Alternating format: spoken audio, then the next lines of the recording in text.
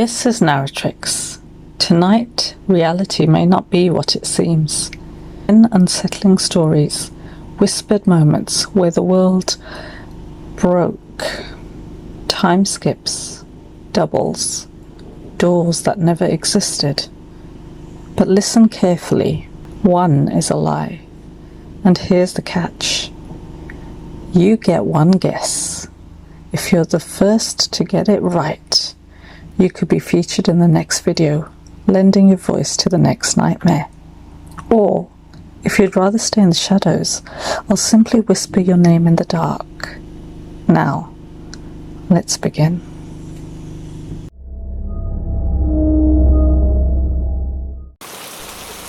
It was just supposed to be a late night run.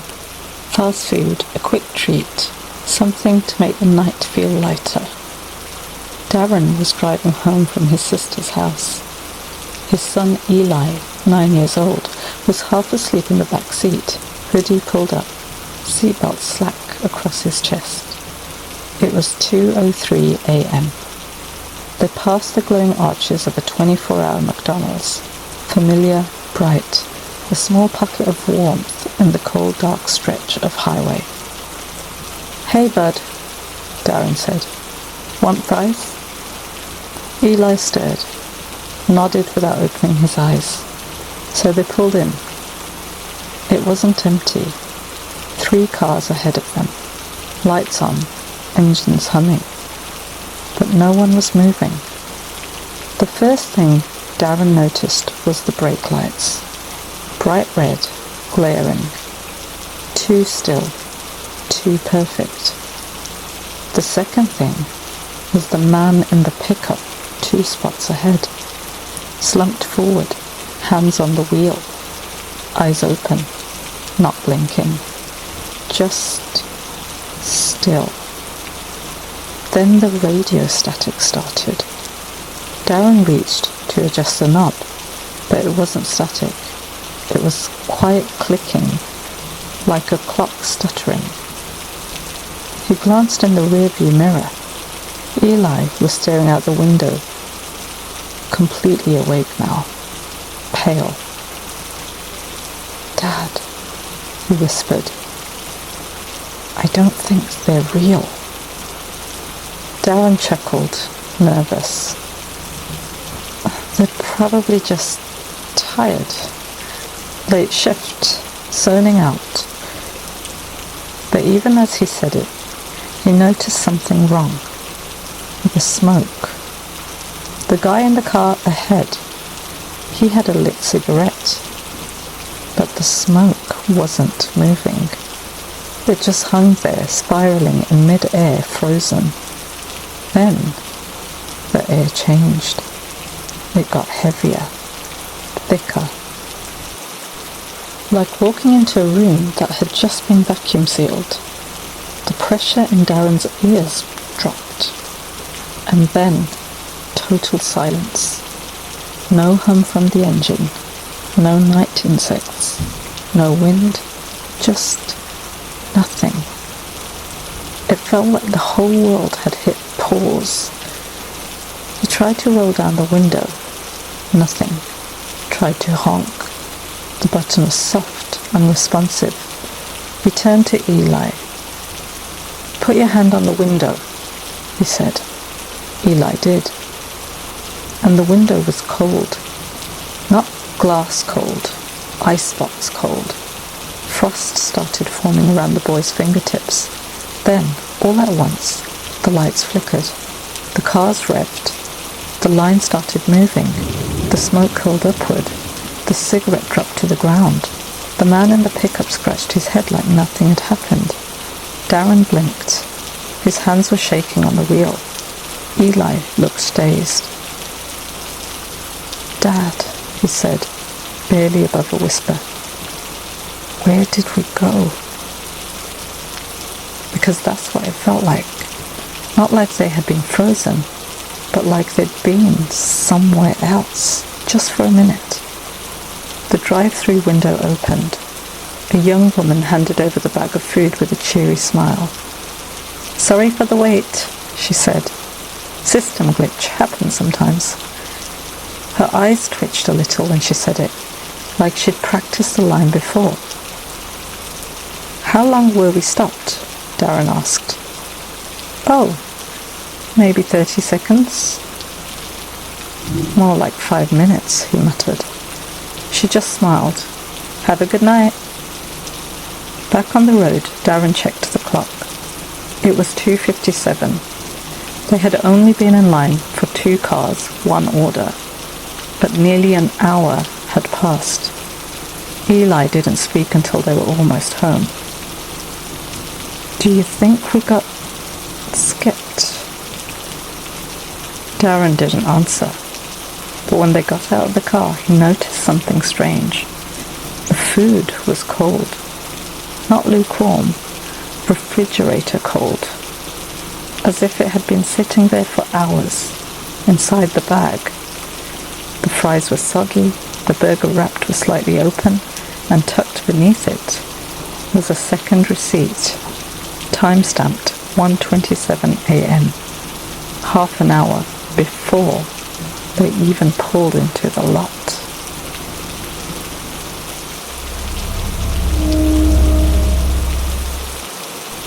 Some glitches whisper instead of scream.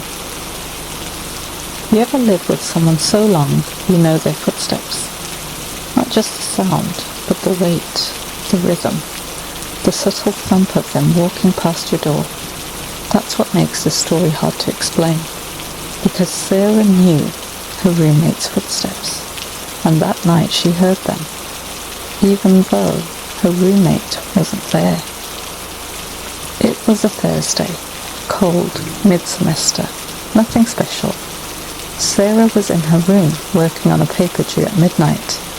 Then she heard the front door open and close, boots on tile, that quick scuffle of someone kicking off the cold. She called out, "Hey Chloe, grab any food?" No reply, but the sounds continued. Footsteps on the stairs, then the creak of Chloe's bedroom door opening. "Rude," Sarah muttered. "Ignore me then." She didn't think much of it, kept typing, paused. The shower never turned on. Chloe always showered at night. And there were no other sounds, no drawers, no closet, no movement. Something felt off. She got up, walked down the hall and knocked. No answer. She twisted the knob. The room was dark, empty. But she had heard her. She texted Chloe, "Did you sneak in without saying hi?" 5 minutes later, "I'm still at my parents', back tomorrow." Sarah sat on the edge of her bed, hands cold, ears ringing a little, and she didn't sleep that night. The next morning things felt shifted. The hallway mirror, it was tilted. A cereal bowl sat in the sink, one neither of them had used in days. And Sarah's bedroom window, unlocked. She never leaves it unlocked. Chloe came back that afternoon, laughed it off, said she was imagining things, old house, creaky pipes, stress. But Sarah checked the nest cam. The front door never opened. No motion in the stairwell, nothing, until 3:12 a.m. A flicker. A single black frame.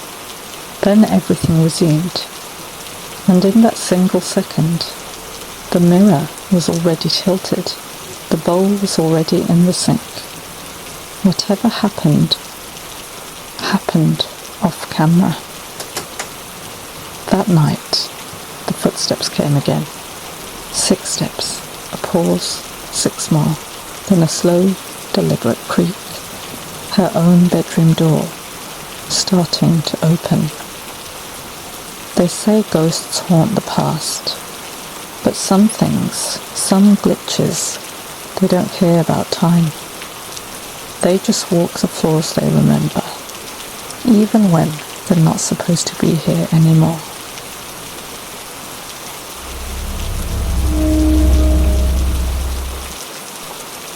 It's not uncommon to think you've seen yourself before. A mirrored movement, a familiar face in a crowd. We blame it on déjà vu, but sometimes it's not.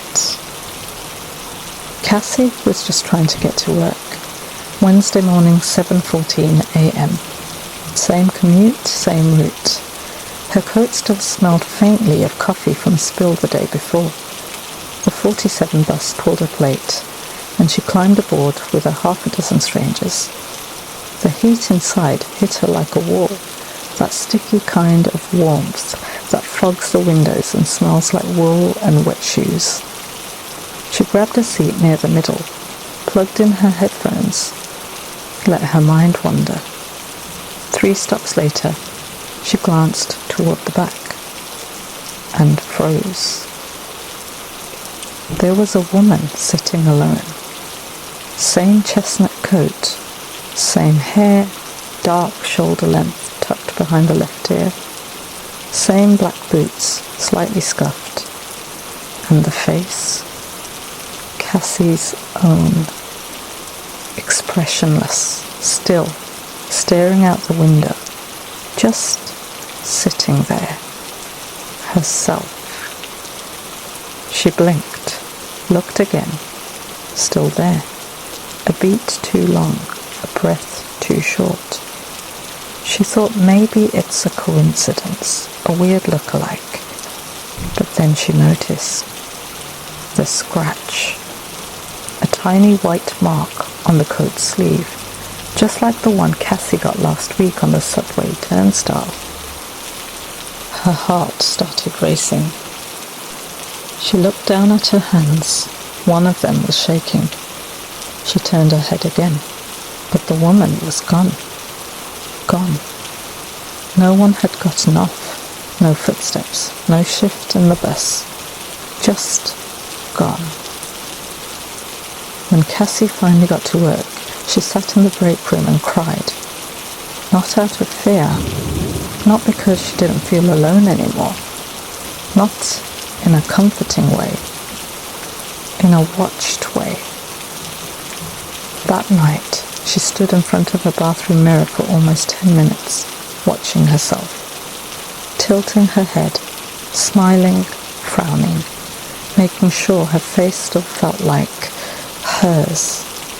And then, just as she turned to switch off the light, she caught it.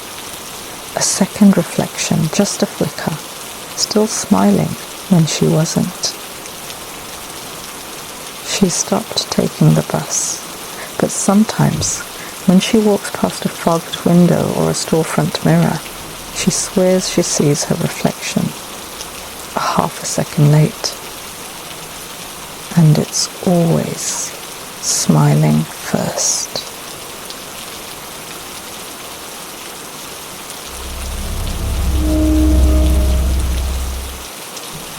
You ever blink and feel like hours have passed?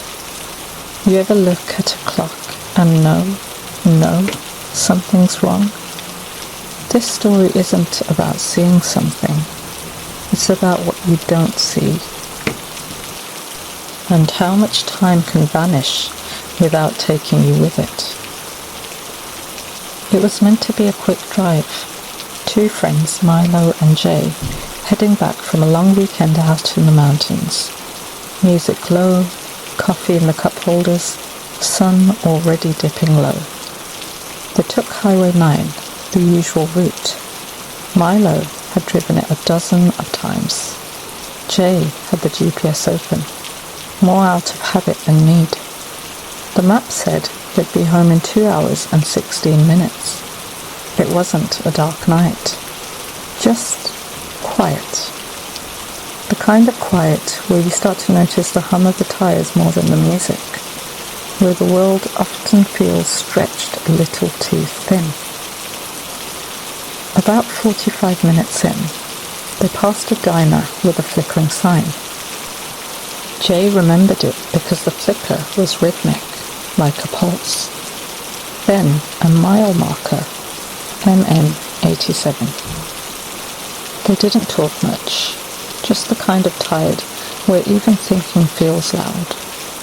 Then, Jay yawned, looked down at the GPS. It was frozen. Time remaining, 2 hours, 16 minutes. Still, the map hadn't moved. He tapped the screen. Nothing.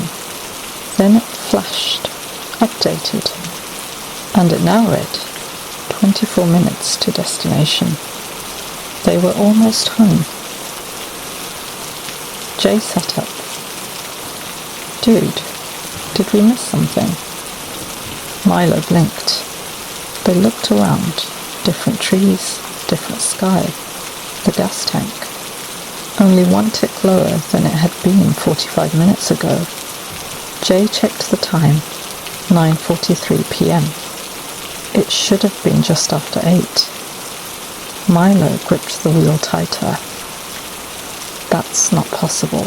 That's not... How did we lose an hour? Jay didn't answer. He was looking at the mile marker, MM27. They'd somehow jumped 60 miles in what felt like nothing. They pulled into a gas station just outside of their town. Jay got out, walked around the car, checked the tires, the paint, the windows. He didn't know why. Inside the store, the cashier looked up. You guys okay? Milo just nodded.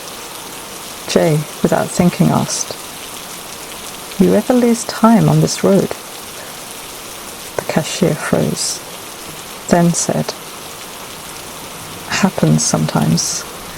Mostly on clear nights. Mostly when the diner sign's flickering. Jay turned back toward the lot. Milo was standing still, staring at the back seat. At the mud prints. 2 sets. Neither of them had been in the back. One of the prints was upside down, like someone had been standing on the ceiling. They'd never figured out where the time went, or how they travelled so far, or who or what might have come along for the ride. Jay doesn't use GPS anymore. He follows paper maps, tracks his fuel, writes down the time when they pass each marker, because sometimes Highway 9 still skips ahead, and you never know what might catch a ride in the time you lost.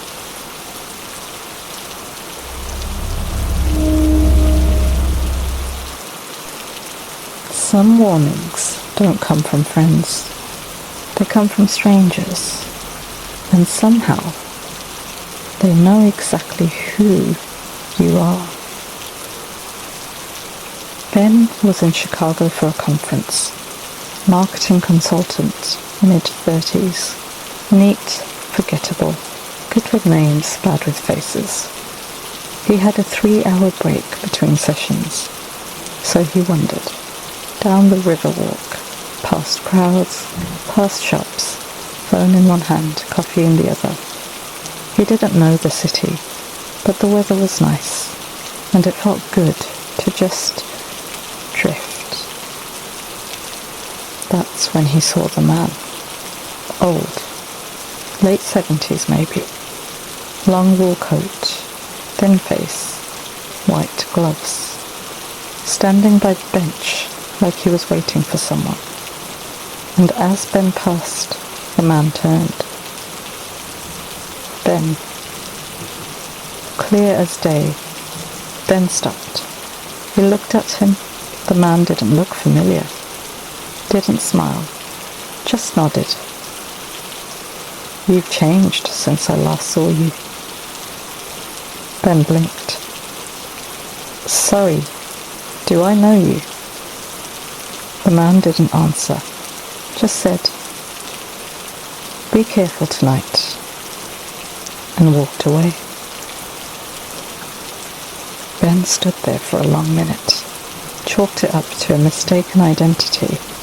That's all, some weird coincidence.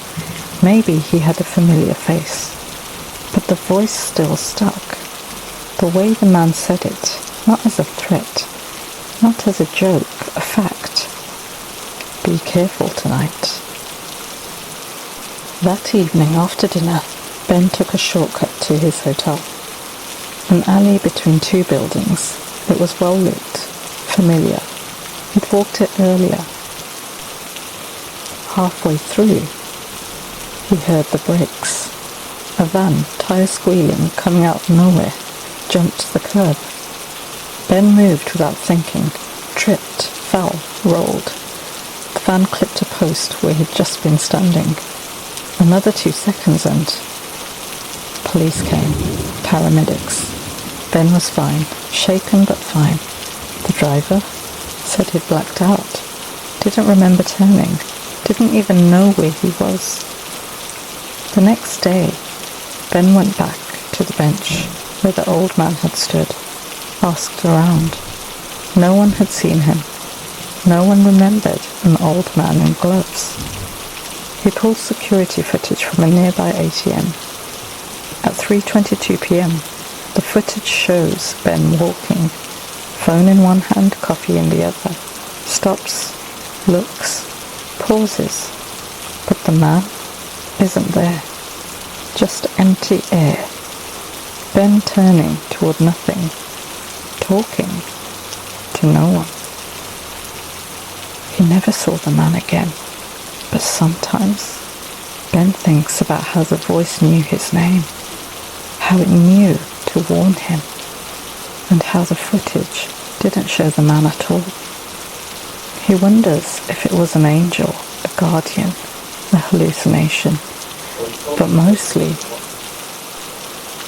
he wonders if the man wasn't from here, not this city, not this reality, but somewhere nearby, somewhere parallel, that just got a little too close for one moment.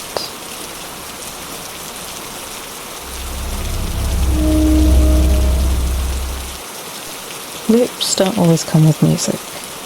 Sometimes they hum through fluorescent lights and old motors. And you don't notice you're stuck until it's too late. It was 2:13 a.m.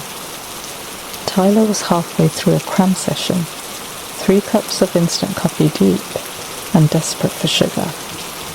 So he took the elevator down to the basement of Hawthorne Hall, the old dorm with flickering lights and a vending machine that buzzed like a fly trap. The hallway was empty, vending light glowing blue. He always hated that buzz. He swiped his card, B2, Snickers bar, thunk. But as he reached into the tray, it wasn't there. He looked again, empty, no bar, no wrapper, just air. Weird. He checked the row. It was stopped. He tried again. Same result. Then the lights flickered once, and the hallway went quiet. Too quiet. Tyler turned around. The hallway was the same. But when he walked back upstairs, something felt off. His room door was open, laptop screen dark, microwave clock blinking, 2:13 a.m. Weird, wasn't it 2:17 when I left? He checked his phone, 2:13, again. He shrugged it off. Sleep deprivation does weird things. Back to studying. But 15 minutes later, same craving, same steps, same vending machine with the blue glow. He swiped. B2, thunk, empty again. No bar, no sound. He looked around. The hallway was wrong this time. The posters were for events from last semester. One was dated November 2022. It was March. Tyler backed up, heart beating faster. Ran up the stairs. Room door shut. Laptop screen flickering. Microwave blinking. 2:13 a.m. The third time. He didn't go for the bar. He watched the machine, and it restocked itself right in front of him, row by row, click, clack, full. Then the lights flickered again, a buzz, a pause, and the loop began. He tried everything, swiping random items, not touching the machine, leaving the building, even unplugging the damn thing. Each time, 2:13 a.m. Each time, the same hum, the same posters, the same flickering buzz, until he stopped checking the time, stopped trying to eat, just sat in front of the machine and waited. He doesn't know how long it went on. Could have been an hour, could have been days. Time stopped meaning anything. Then, on the 5th trip down, someone else was there. A girl, staring into the machine like it had taken something from her. She turned to him.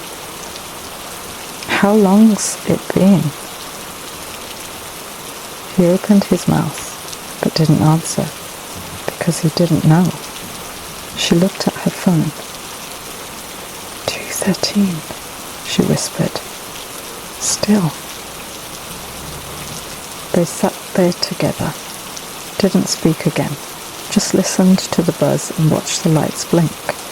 And then, just as quietly as it had started, it ended. Tyler blinked. The lights were steady. The posters were new. His phone read 3:19 a.m. The girl was gone. And in the tray beneath the machine was a Snickers bar. Still cold, still wrapped, with a timestamp sticker printed on the back. 2:13 a.m.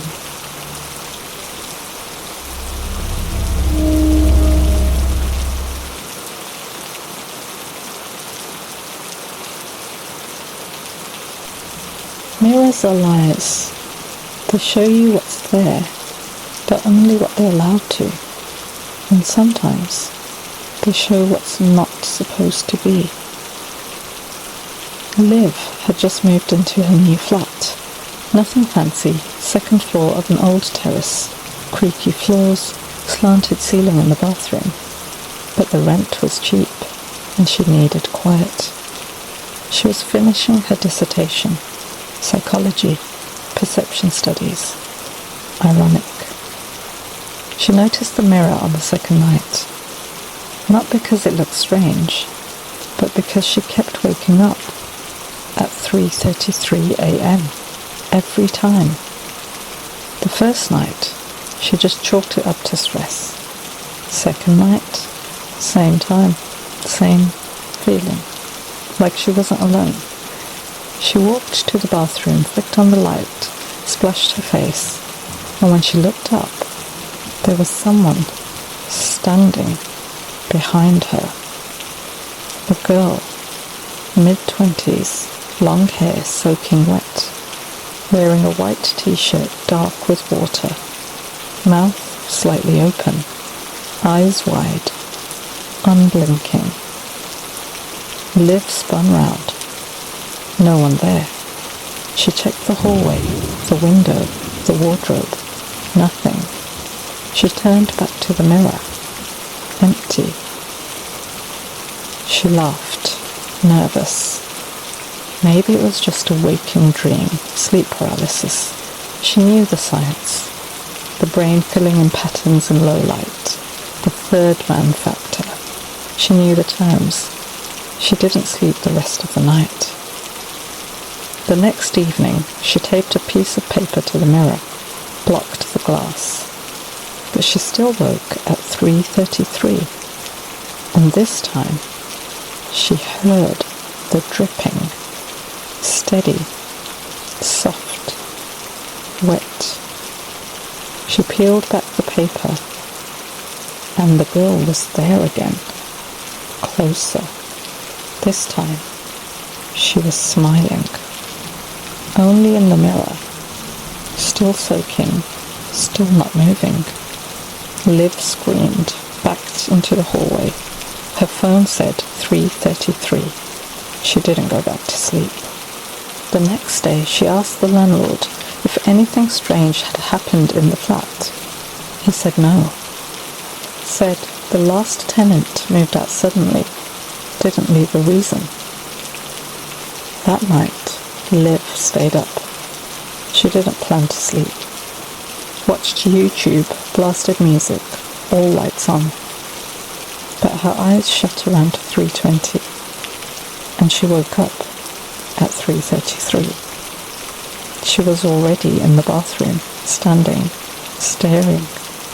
The mirror was fogged, but the reflection was crystal clear. The girl was right behind her now, whispering something Liv couldn't hear, and then she blinked, only in the mirror. Liv ran, grabbed her phone, took a photo of the mirror, looked at it. The bathroom was empty, and when she zoomed in, just behind her shoulder was a set of wet fingerprints on the inside of the glass. She moved out the next morning, didn't wait for the lease to end, didn't pack. She still wakes at 3:33 sometimes, and every time she passes a mirror, she makes sure not to look directly into it, because if she sees her, she's afraid this time the girl might not stay in the mirror.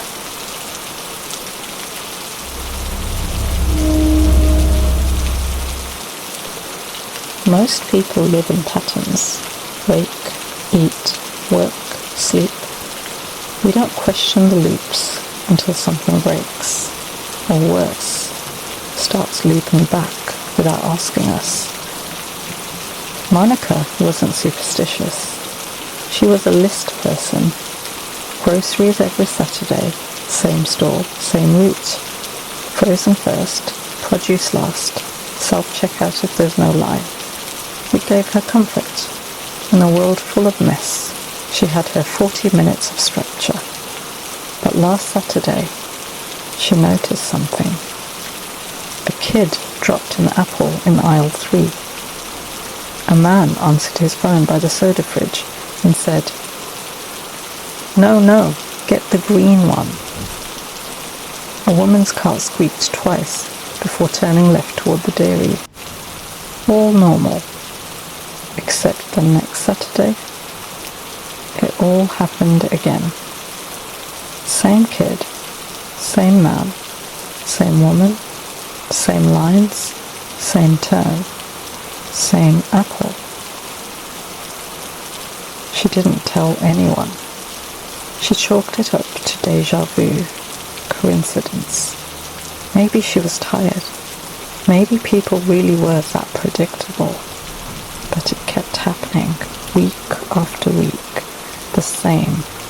She tested it, bought her items in a different order, but it didn't matter. Every time she passed aisle 3, the apple hit the floor. Every time she reached the soda fridge, no, get the green one. She even changed stores, different neighborhood, different shelves, and still, a man answered his phone by the drinks and said the line. A woman's cart squeaked twice before she turned left. The kid dropped an apple. That's when Monica stopped shopping altogether, ordered groceries online, didn't step foot in a supermarket for 3 weeks. And one night, she got hungry, craved something small, walked into a corner shop. As she reached for a chocolate bar, a kid behind her dropped an apple. A man, phone to ear behind the counter, said, No, get the green one. Monica turned and left. She didn't run, just walked straight to her car. When she sat down, her hands were shaking. She checked the clock. It was 4:16 p.m. Exactly the same time she always left the grocery store. She checked her receipt. No timestamp, no store name. Just the word loop confirmed. She hasn't gone shopping since. She doesn't trust what she'll find. But sometimes, when she's walking to her mailbox, or scrolling through old photos, or even brushing her teeth, she hears it again. That voice, that line. No, get the green one.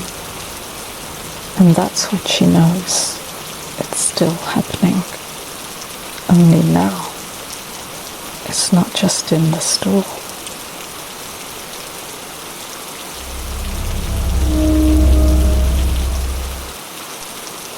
Libraries are built on rules, due dates, filing systems. Everything has a place, a pattern. So when something doesn't follow the rules, it sticks out. Claire had worked at the city library for 12 years. Same branch, same desk. She liked it quiet. She liked routine.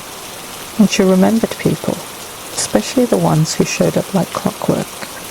Like the man in the dark grey coat. Every Thursday, 6:02 p.m. He walked through the main doors. Never smiled, always quiet. He only checked out one book. Reflections on Time and Consciousness. Shelf C12. Non-fiction. He read it for a week. Returned it the next Thursday. Took the same book out again. For 9 months. She once asked him, "Don't you get tired of rereading it?" He paused, looked at her. "I forget parts." That was it. No smile, just the book in his hands. Then, one Thursday, he didn't show up. Not that strange, people skip, things happen. But he didn't come the next week either, or the next. Claire pulled up his profile to check, and found nothing. No borrowing history, no record of his card, no application. Like he'd never been there at all. She thought it was a system error, so she checked the logbook. Nothing. No one had checked out that book in over a year. But she remembered him, his coat, his quiet nod. She walked to the shelf. C12, non-fiction. The book was gone. Not in circulation. Not missing. Uncatalogued. She went to the manager, asked for security footage from past Thursdays, and there he was, every week, same time, same shelf. But the last Thursday, the footage played. 6 p.m, people entered. 6:01, a woman walked by. 6:02, nothing. The doors never opened. The counter never beeped. No one checked out the book. Claire sat at the monitor watching, again and again, and on the 7th replay, she saw it, a flicker, just for a second, a shadow near the non-fiction shelf, like something was trying to form, but didn't quite finish loading. She asked the tech team to enhance the frame. When they did, it wasn't a man. It was the book, floating, turning pages by itself, then gone. Claire didn't talk about it much, but she keeps a copy of that book on her desk, a reprint she'd ordered online. Same title, same cover, and once a month it goes missing for 7 days. No checkout record, no camera footage. Then it's back, neatly shelved, with a folded paper tucked inside. Each note has the same line. I forget parts.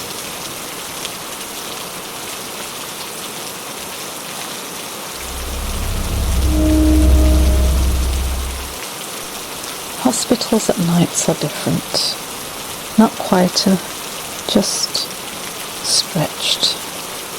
Time doesn't move the same, it pulses, and sometimes it loops. Ray had worked the night shift at St. Augustine's for 4 years. 3rd floor, general recovery, nothing too dramatic. Vitals, rounds, paperwork, refilled the coffee pot. She liked the quiet, the soft beeps, the hum of machines, routine, until the Wednesday night that broke her. It started with a clock. At 2:06 a.m, she checked her watch. Room 312, patient stable. She walked to the east wing, checked 3:15, 3:17, 3:18.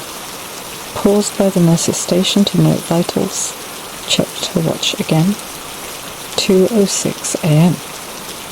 She shook her wrist. Battery? Maybe. Looked up at the hallway clock. 2:06. Turned to the terminal. 2:06. She waited, stared at the screen for a full minute. Still didn't change. Then the hallway lights flickered once, and when they came back, 2:19 a.m. She'd missed 13 minutes, but she remembered all of it. The walk, the notes, the sigh she let out by the supply closet, all of it, except no one else remembered her passing through. Then came the repetition. Room 312 again. Patient Mr. Rourke. As she stepped in, he looked up and said, "You're back already?" She frowned. "Have we spoken tonight?" He nodded. "You just checked my fluids. Said you'd be back in an hour."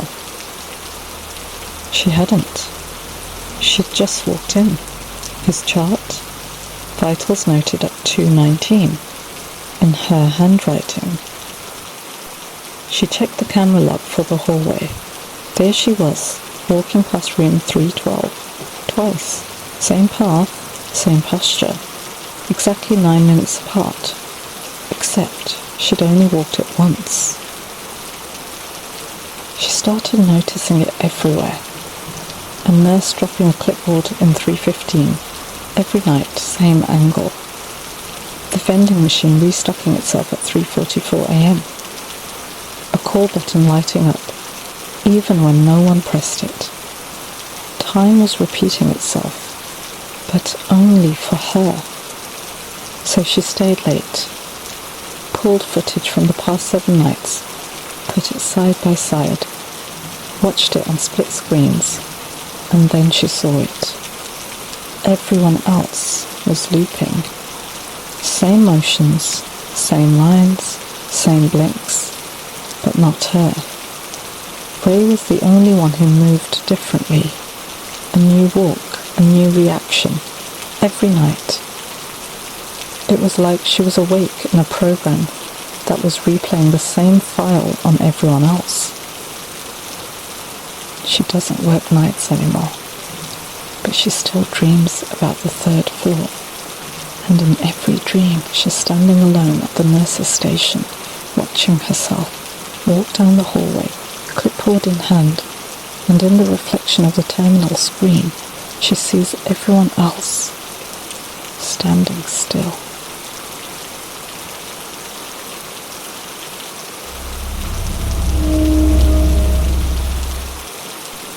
There's nothing more personal than memory. It shapes who we are, where we've been, what we've survived. But what if the memories don't belong to you? What if they just show up, fully formed, like someone else's life slipped into yours? Elliot was 38, divorced, middle management, lived alone in a 1-bedroom flat with grey walls and a view of the car park. He wasn't special, didn't believe in ghosts, didn't keep a journal, didn't dream much, until the dreams started dreaming him. It began with a house, a red brick bungalow with white shutters and a sunroom that smelled like vinegar and garden soil. He could hear the hum of an ancient refrigerator, feel the orange carpet under bare feet, taste a juice box, grape, on his tongue. He knew the address, 157 Oak Ridge Lane. Problem was, he'd never been there, never lived in a house like that, was raised in a tower block in Leeds. The memories kept coming. Names, routines, a dog named Jasper that barked 3 times when the post came, a mother with auburn hair who smoked in the bathroom and sang out of tune, a school with blue lockers and the sound of dodgeballs hitting plastic.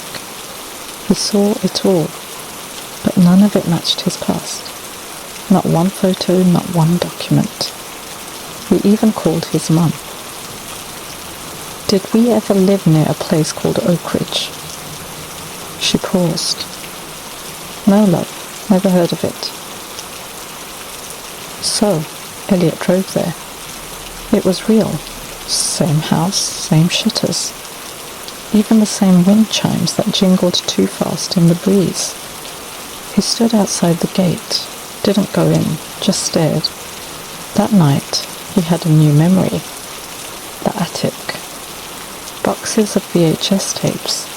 A metal trunk with initials, EBW. He remembered hiding inside it once, laughing, until someone knocked from the outside and didn't let him out. The laughter turned to screaming. Elliot woke up drenched in sweat. He couldn't sleep, couldn't work, so he went back to Oak Ridge. This time, he knocked. An old man answered. Didn't look surprised, just said, I figured you'd come eventually. Elliot asked, did I live here? The man nodded. Sort of. Elliot blinked. What does that mean? The man didn't answer, just stepped aside. Check the attic.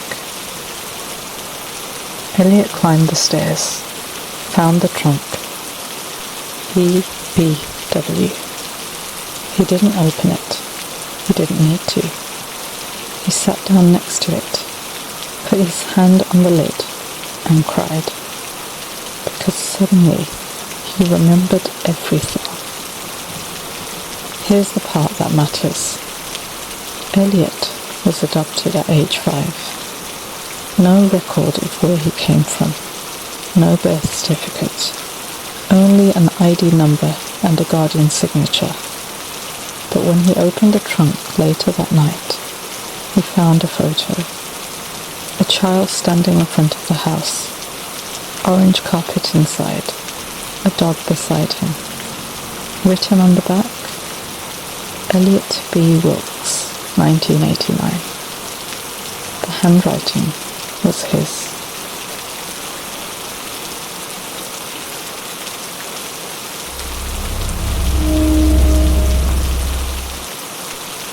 Most people take trains to get somewhere new, somewhere next. But what if one night your train started taking you backward? Not through towns, through time. Martin worked late, too late. Finished at 11:47 p.m. Made the midnight train by seconds. Usual route, 5 stops to his station, end of the line. He'd taken it dozens of times, but that night the train was empty. Not just quiet, empty.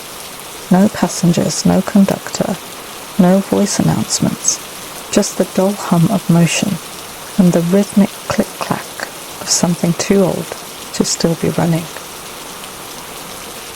First stop. He looked out the window. A station he didn't recognize. Old signage. No adverts, just one flickering bulb above a wooden bench. The platform looked like it hadn't been touched in decades. No one got on, no one got off. Train kept moving. Second stop, dustier. Cracked tiles, a rusted payphone. A newspaper kiosk, closed, but with papers still displayed. Dated June 17, 1997. Martin stared. That was the year he graduated. His first kiss, his first heartbreak. He felt a pang in his stomach, shook it off. Weird theme, he muttered. Some nostalgic event line. He was wrong. Third stop, even darker. A boarded up sign that simply read Midwood Junction, a station his grandfather used to mention, one that had shut down before Martin was even born. The train doors slid open, and for the first time, someone got on. A boy, maybe 10, carrying a Walkman and a backpack covered in 90s patches. He sat across from Martin, didn't speak, just smiled, in a way Martin couldn't return. Fourth stop, Martin's breath caught. The station wasn't familiar, it was personal. There was a shop, Anna's Books, with red lettering he hadn't seen in 30 years. A corner postbox with graffiti he remembered drawing. The scent of rain on hot pavement drifted through the open doors. This wasn't a route. This was a reel, playing backward, scene by scene. He tried the emergency stop. Didn't work. Tried the intercom. Dead. He opened the map above the seats. It hadn't changed. No end of the line, no future stops. Only a list of dates, years. And the next stop was marked 1981. Arrival imminent. That was the year he was born. The boy across from him finally spoke. You should have gotten off already. Martin's voice cracked. Where is this train going? The boy shrugged. You'll see. Or maybe you already have. The train slowed. Outside he saw himself. 4 years old, holding his mother's hand, crying. Martin pounded the window. The boy smiled again. Some people miss their stops forever. Martin doesn't know when he fell asleep, or if he did. He just remembers waking up in his bed, back in the present, he thinks. But there's a ticket stub on his desk, a midnight line, no station names, just one stamped line. This train doesn't go forward. So, you've heard them. 10 strange tales of flickering time and frayed reality. 9 were true, 1 was not. And you only get one shot. Leave your guess below. Which story was the lie? If you're the first to get it right, on your first try that is, you might hear your voice in a future story. Or just a quiet mention drifting through the dark. This is Narratrix, and remember, not every story wants to scare you. Some just want to be believed.